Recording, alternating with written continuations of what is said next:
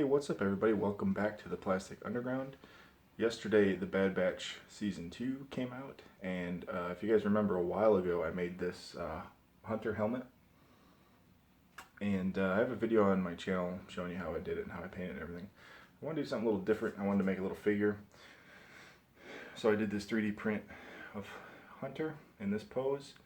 I got this file from Galactic Armory. He has like a ton of like amazing 3D print files. He does like helmets and full armor, and he does a lot of like figures and statues. And check him out. His stuff is really cool, and he doesn't charge a whole lot for the files. So I'm just going to show you guys how I painted it, and hope to see you guys next time. All right.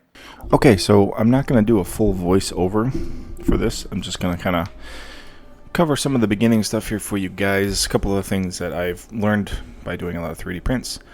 First thing I do is I glue together the arms and the legs so that they're more solid pieces, and they're not too close together so that you can't like paint them all as one piece. So this is a little demonstration of what I do to sand my resin prints.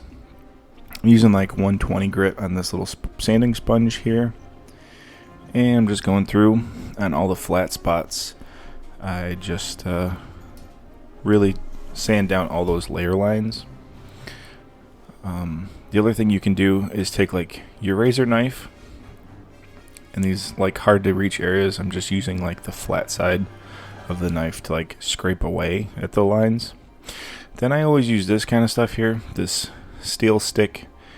It's like a 2-part epoxy. It's for like plumbing and like metal, and there's even like a woodworking type. It's like a 2-part epoxy. You mix it together and it gets like super hard.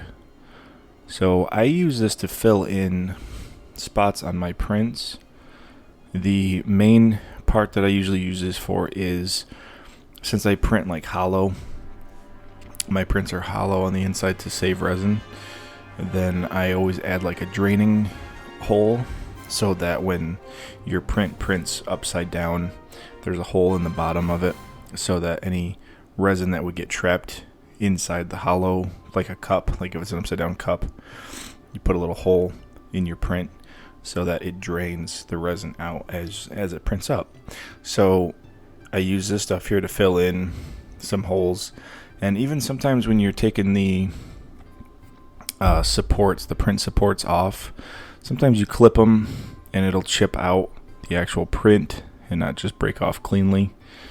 And so if you notice on this Hunter figure here, he's got a couple spots on his back and on the back of his like armor that I filled in with some putty.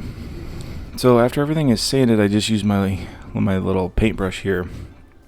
I'm just brushing out all the dust out of all the nooks and crannies and stuff, just so that it's a clean base to start putting paint on. And so for this, I ended up doing just mixing up a lot of like different paints. So I just gave everything a dark gray base coat.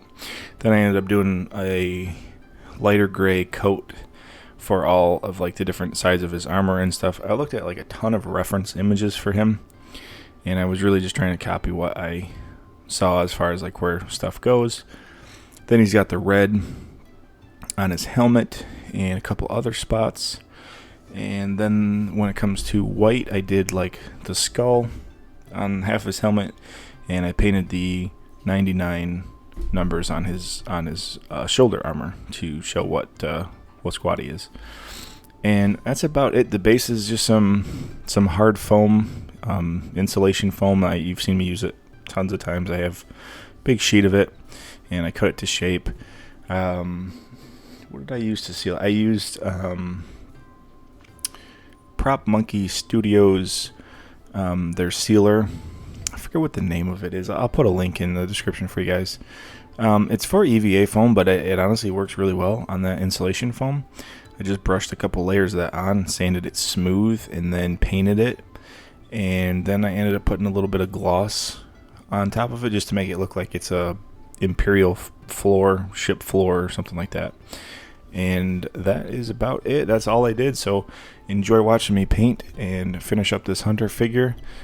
And hope you guys liked the video. Hope you guys are enjoying Bad Batch Season 2. First episode's out. It's pretty good. And I will see you guys next time. Next week we're going to start our Project 151. I'm printing every single Pokemon from the first series. And yeah, so first episode is going to be long.